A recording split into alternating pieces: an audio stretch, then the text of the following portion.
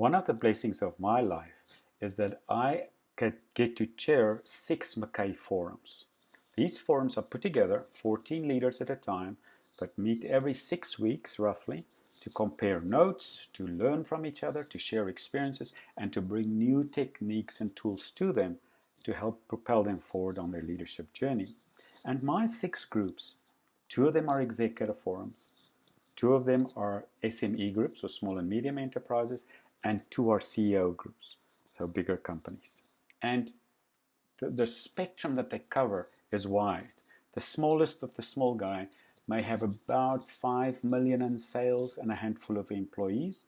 And on the other side of the scale, the biggest company is well in excess of 3 billion and have 20,000 employees. So a massive organization. And between those, I get to work with all people from different walks of life, inspiring leaders and leaders who bring so much value to the people that they lead.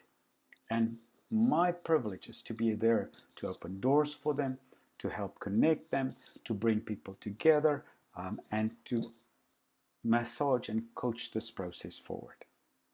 When the COVID-19 pawpaw struck the fan, it was devastating to many of these members. And what I did then, at the urge of Nancy McKay, the CEO of McKay CEO Forums, was to immediately reach out to all my members. And I had about 15-minute phone calls in 3 days. We had to pack them all in, myself and my EA Tamara, to get them all and to speak to them. And my big question to all of them was, what's going on in your life right now? How has this incredible impacted you, or this incredible COVID phenomenon impacted you and your business? How are you showing up as a leader? And how is your team affected? And I heard stories of utter devastation. I heard people using stuff like, this is catastrophic. This is like, we're afraid. We're disorganized. It's chaos. Different words came up. But then gradually also throughout conversations, and some of them I had to talk nearly off the cliff because the people were so devastated, so busy trying to put out fires and help their teams and their groups going forward, their companies going forward. Some of them were very tough conversations to help them focus. But some had a quiet resolve.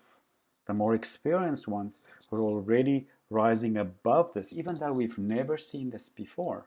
And they were stepping up to the plate in new ways. And I gradually started asking them, how should we be showing up as leaders? And those that showed up in this way, I learned from those who were above this all. And the first thing I learned was that 2 words describe those leaders. And those words are calm and determined. Calm and determined. To be calm as a leader is incredibly important, especially in a time when things are crazy. But it's not so easy for them to be calm in those times. One of my leaders described it in this way. He said, normally as a leader, you need to be calm and determined, and it's like a little duck that is on a pond going forward. Above the surface, the duck is totally calm, but below the surface, the little legs are very busy propelling it forward and steering it where it needs to go. But now, in this crisis, it's like this little duck is going up a very fast-flowing stream against the stream. And this little duck has to dodge boulders, has to dodge branches, and above the ground needs to be still calm and determined, but there's some movement going on. But below the surface, it is just non-stop movement. The little legs have to go this way, turn that way, and keep the ship going wherever it needs to go. And so this is even so much more difficult right now to have this calmness and this determination and to show this to the world. But I asked them, so how can you be calm in these times? And 3 things came up. The first thing was focus. They could focus their thoughts. They could bring their thoughts, there's thousands of thoughts, they could bring them together and focus on what's needed right now. They were able to overcome the fear from their primal brains and bring that into their prefrontal cortexes, into their intellectual brains, so that they could use creativity, problem solving, and they could work through the next problem one at a time, so they could rise above it. And some people called it rising above the line. Some said, well, you have a vertical mindset. Doesn't matter what they call it. They were able to lift them from negative emotions. But then they were also masters of their emotions. They knew it's right to right now feel fear. You're supposed to be fearful when these things happen. It is right now appropriate to get exhausted, to get overwhelmed, all those things. But they were masters of those emotions. They could learn from them and move on and get to a place where they could show up for their teams in a calm and a determined manner. And what this meant for their teams is, because the leaders are calmer, the teams calmed down. They could see, okay, this person is going to take us somewhere. This is the new modus operandi. We don't have to be fearful and chaotic and all those things. We can be calm and we can be productive. And it also started something else. Hope started appearing. And they can see, oh, okay, this is chaos. But at least in this one place, things seem to be going in a good direction. And we can go that way. So it brought that thing of hope. Another byproduct of being calm and working hard to stay calm is these leaders were able to talk to their teams and be vulnerable with them and say, listen, no one of us know where this is going to end. No one of us can predict maybe a month out. But we can work on what's happening now. We can work on what's happening tomorrow. We can together face this. We can build this together. And I won't have all the answers, but we can work together. And that vulnerability then built the trust in the teams as well. So that's the first thing that I learned from these leaders, that they're calm and determined, and their calmness spread through to their teams to make them calm, productive, and hopeful. That is the first thing. A second theme that developed was about virtual mastery. Yesterday, 2 weeks ago, a month ago, most companies were run in person. People traveled in traffic somewhere, they worked somewhere, and overnight many of them had to go home and work from a virtual space. And our leaders needed to start leading in a virtual space. Now, as Mackay Forum chairs, we were equipped already before, because we've been meeting virtually for the last 5 years maybe across Canada as Mackay CEO Forum chairs together. Our groups were not virtual, but we were. And so we've built some skills in using the virtual space.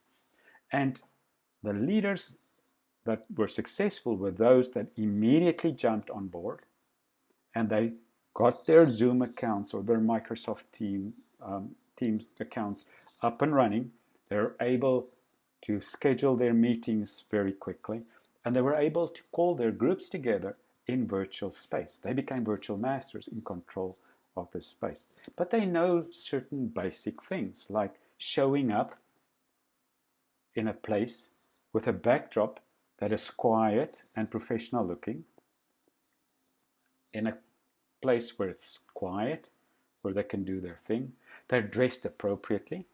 They're standing up, which helps them to project better, so that you can lean forward, make eye contact, and your images are right on there, your gestures are right there on the screen.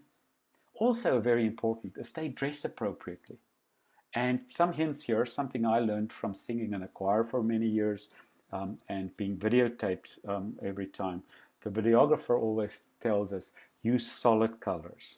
Do not use anything that's got patterns, because they become very busy and the camera cannot work with it. So that's important, solid colors. And another thing, in these days today, we need to have some hope, something positive as well. So have some color on. If we all wear black all the time, maybe this is going to be the COVID funeral. I don't know. For myself, for example, today, I dressed with a red shirt because I wanted to show I'm passionate about this topic. I want to help you guys be better virtual leaders. And I'm showing up with my red shirt, full of passion. So there you go. Okay. So that's the skill here that these leaders have, is virtual mastery. And then what happens if they are virtual masters and they're masterful at using this medium, they can be then virtually connected to their teams, and their teams become virtually connected.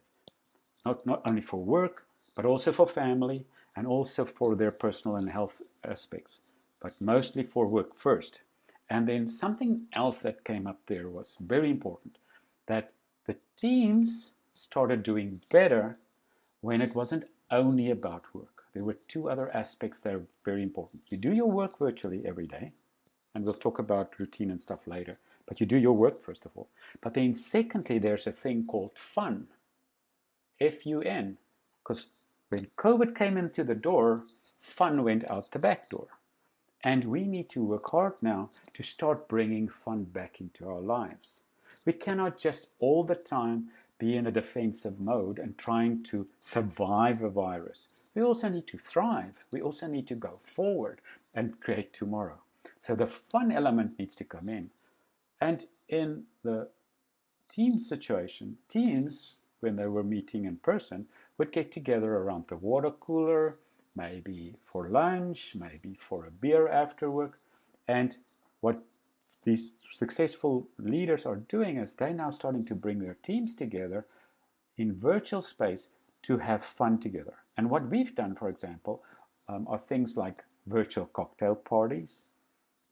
We've had virtual lunches together. I had it with my one group. And we even had a high tea the other day with nice cups and saucers with our pinkies up in the air, and we were drinking tea together. And during that period, you're not allowed to talk about business stuff.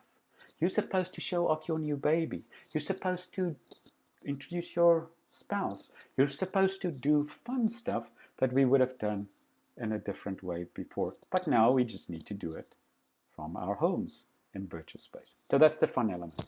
And then, incredibly important, is the third thing. It's called robust conversations, productive conflict. We always had that. If we had a good team at work and we had a high trust culture, we had those things in person. And we never had them on emails or on the phone. Because when it's a difficult conversation, you need to be able to see a person's demeanor. You need to be able to make eye contact. You need to be seeing where they are at emotionally. You need to understand everything 100%. And you cannot do that on an email. And even on the phone, you cannot do everything through the voice alone. So it's really important to start having those difficult conversations together in virtual space where everyone can speak, can see, can learn from each other. But we can see emotions and we can feel it, even though we're not feeling it. We're not in the same room. But you do feel, hopefully you do feel my passion coming across to you now, my enthusiasm coming over to you now, because you can see what I'm doing. So those robust conversations need to happen, because without conflict, without these difficult conversations, there cannot be growth in companies. We cannot overcome obstacles. We need those difficult conversations. So that's the second part. Virtual mastery for the leader and a virtually connected team that can do their work together, that can have fun together, and that can have robust conversations or conflict resolution together. Then a third thing that I learned from these leaders was that they're incredibly focused and they're incredibly organized. Focused and organized. Every day we open the news, there's just so much bad news about coronavirus. What's happening across the world, there's so much chaos going on. In our businesses, there's just so many things that all need to happen at the same time. But the leaders that are rising above it learned how to focus, taking these thousands of thoughts and bring them down to what's needed. And where do we need to go first? Focused. And then they're organized. They know what they need to do today to help themselves and their teams through today. What they need to do tomorrow, maybe further, but not much further. You cannot plan a month out yet. You cannot plan out 3 months. You've got to do what you've got to do for now. So they're very organized and focused to do that. And by bringing that to their teams, preferably on a daily basis with a huddle where they talk to their teams every day in the morning, and people can see them and hear them, get the hope, get the direction, get that focus and organization from them. They can plan their days and speak to their teams, and this get passed on. So that team then becomes engaged and committed. You get buy-in. My leader is focused, organized, we're talking about things together, then it's easy for me to step up to the plate. And if there's something that I cannot commit to, maybe that's difficult for me to commit to, we can talk about this. We can bring this forward. And that takes the process forward. So summarize this third point as the leader is focused and organized, and the team is engaged and committed. They sign up. The fourth thing, number 4, I learned from these leaders was they were health champions. They are health champions. Now, health champions mean that, like the old story of when the oxygen masks fall from the ceiling, you have to put the mask on yourself before you help your first or your favorite child. That's the old joke. You help your favorite child next. So what goes on here as far as health goes right now is incredibly important, much more important than ever before, that we maintain healthy lifestyles. As leaders, we need to be able to get enough exercise. We need to get enough sleep. We need to get good nutrition.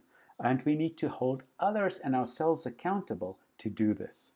And this is actually very, very important. It's actually urgently important. In the past, it was good to be healthy so that you can be a better leader, so you have better stamina. But right now, it's not that you want better stamina. You need better stamina. And it's not that you want a strong immune system because then you can have a healthier life and it'll be nice. Right now, we need strong immune systems to survive because this virus is going to attack all of us. At some stage, they say everyone gets the virus. And if your immune system is strong, it may just be a mild experience. But if you're obese, without sleep, without all the different things that you were supposed to have done, and you cannot fight the virus, it will be so much more difficult for you. So the time to get this urgency is right now, is to be a health champion. And also to pass this on, to have the accountability for yourself, and then have it for your family, and have it for your company. That's what these leaders do.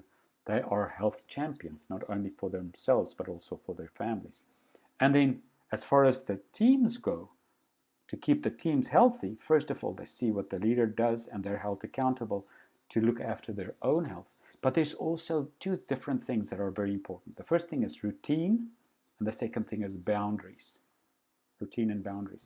You know, before, we would have a routine. People would get in their cars, drive to work a certain amount of hours, have a break, chat at the water cooler, work again, maybe get together for lunch. Have a routine, drive home, go somewhere. You know, there's a routine. And for the last 2 weeks, we've had no routines. We've just gone crazy. We've just gone 24/7, some of us, just to address all the issues and get through this thing. And I call it a sprint. We were sprinting. We got out of the blocks and we sprinted. We didn't take in any sustenance. We just sprinted.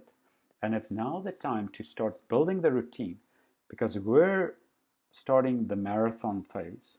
And it may be not one marathon. It may be multiple marathons that we're going to run. So we need to start thinking about, okay, what routine do I need to be super productive? Because I need to be super productive during these times. That'll keep me healthy. That'll help me go forward with my family. And so what boundaries do I need to put in? And as leaders, we need to teach that to our teams as well, that no, you're not expected to answer every email within 15 minutes. Yes, there are certain days that you need to take off completely and reset and have a break. I mean, I take the example of myself. End of last week, I started becoming very irritable. My poor wife started suffering from poor Nico syndrome, because Nico was a poor person to be with, or maybe, I don't know, bad Nico syndrome, whatever. Anyways, and I stopped and I thought, what's going on? Because I'm getting regular exercise, getting good sleep, we're eating well, everything, but what's going on? And it was just, I have not had a break. I had not had a break for 2 weeks, like a full day off. And we just took Sunday off, the complete day, and I parked from all social media, all COVID stories, everything, nothing, and we just went into nature and sat and looked at the water. And it was fantastic, bringing you back. Boundaries, gotta have it, gotta have that reset, and families need it. Families need time to be with their families, and we need to do that. So this part was then being a health champion and get the routine and the boundaries for your team. The fifth and the last thing that I learned from these leaders is that they all, and maybe this is the most important of all of it, they all showed the direction that they're going, and they knew what their purpose is. Their purpose as a person and their purpose as a company. So the direction is really important, to communicate this to the team and say, okay, I don't know where this is going to end. No one can tell us. We can't predict the future, and the future is so uncertain right now. But at least this is the direction we're going for today, for tomorrow, and in general. This is where we're going to go. We're going to go there. We don't know what it's going to look like when we get to the next phase, but we'll be together. And we will plan and adjust the sails to go where we need to go next. But that's the direction we're going. And if we focus back on our purpose, why are we on this planet? Who are we on this planet to serve? And how do we want to serve them? If we know that, then that purpose carries us forward. It really helped me recently when one of my co-chairs, Dr. Larry Olhauser from Edmonton, I believe he's in Edmonton, in Alberta, said to me, Nico, because I spoke about that early in the morning sometimes, before I get started, it feels so overwhelming. When I open up the emails and there's just, and it's just COVID negativity everywhere and people in trouble. And and he said, if you ground yourself in your purpose every day, and you start it that way, it gives you the direction where you want to go. And it tells you, okay, this may be chaos, but this is where we can go. So that purpose is incredibly important. My purpose in life is to spread joy. I call myself a joy farmer. And if I think about that right now, when people are so strapped for joy, for fun, for happiness, isn't this the best opportunity to go back to your purpose and spread the joy? And if yours, just put your purpose statement in there and that'll carry you forward. And if you don't have one, now's the time to develop your purpose statement. Now, what happens when the leader shows direction and purpose? The team members become very hopeful, they become contributors, and they bring results to the team. So how does this work? Now, if my leader has direction and purpose, it gives me hope for the future. It tells me where to go. But then, once I start thinking about what's my purpose and what am I on this planet for, I start becoming a contributor. Maybe to my team members, maybe to other people. And I think about how can I be better for other people around me. And all of a sudden, the team becomes stronger. All of a sudden, I become happier because I'm making a contribution. And all of a sudden, this whole thing becomes lighter, this load. This curse called COVID maybe becomes an opportunity called COVID. We develop or we discover the silver lining around this dark cloud. And if we all start doing this, we start contributing, the results for the company, the results for all of us start happening better. And our contribution grows. So that's the fifth area I discovered from talking to these leaders, is that when you give direction and purpose to your team, the team becomes hopeful, they become contributors, and the results follow. So, to summarize, in my talking with all these leaders, across companies big and small, 5 areas came up that helped us see what is needed in these times of incredible change. The first one is calmness and determination, to be calm and determined, and how that washes over into the team to make them calm, productive, and hopeful. The second thing is virtual mastery. The leaders become masters in virtual space, and that connects the team in virtual space. But you also need to have fun in virtual space, and you need to be able to manage conflict and have difficult conversations in virtual space. The third area is the leaders are focused and organized. And by being focused and organized, they help their teams to engage, to buy in, and to be committed, that they want to be part of this. The fourth area was health. And the leaders are health champions, not only for their own health, but for their families and their teams. And they make sure that there are routines and boundaries for their teams so that their teams can be healthy and can have a healthy lifestyle for this long road that's ahead of us. And last, and maybe the most important part, is the leaders bring direction and purpose. And that direction and purpose translate into hope for the group. That makes them contribute to the well-being of each other, and it starts growing the results around them, and it makes everyone happier. And they can see that this COVID disaster becomes more of a COVID opportunity. Thank you very much.